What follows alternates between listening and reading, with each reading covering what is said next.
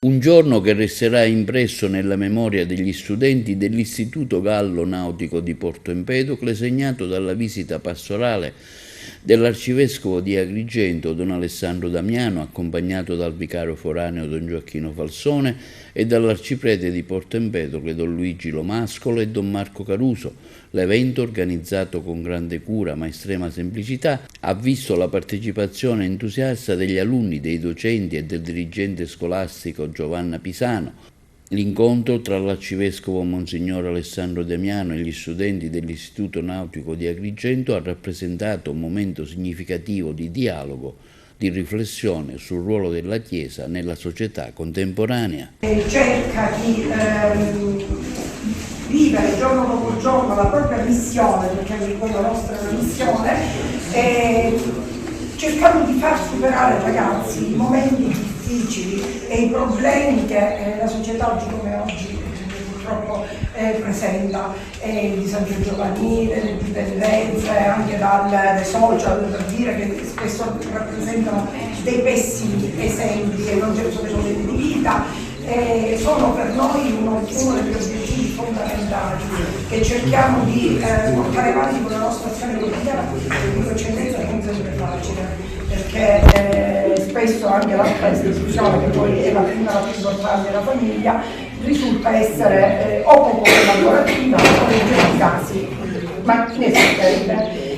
Questo accade un po' dappertutto, e questo è l'Istituto Nautico, è solo una sezione dell'Istituto Gallo che comprende anche l'Enogastronomico di Agrigento, l'Istituto Tecnico Brunelleschi di Agrigento, quindi una scuola complessa che vive quotidianamente queste realtà.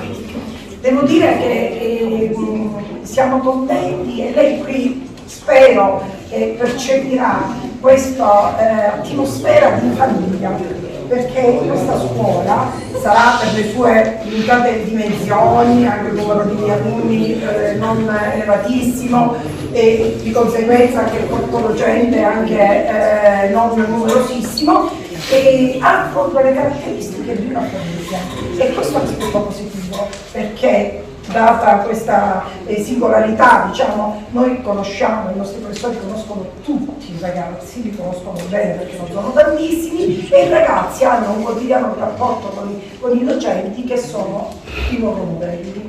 Ecco, ci sforziamo a essere i loro modelli. Pensavo come negli anni 70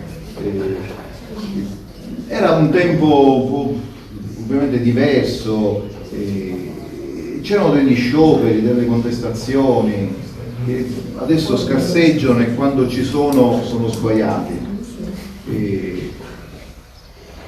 Quando c'era uno sciopero era un problema strutturale, di solito era perché non c'era l'acqua, perché invece cadeva l'acqua da un piano all'altro, anche degli scarichi dei bagni.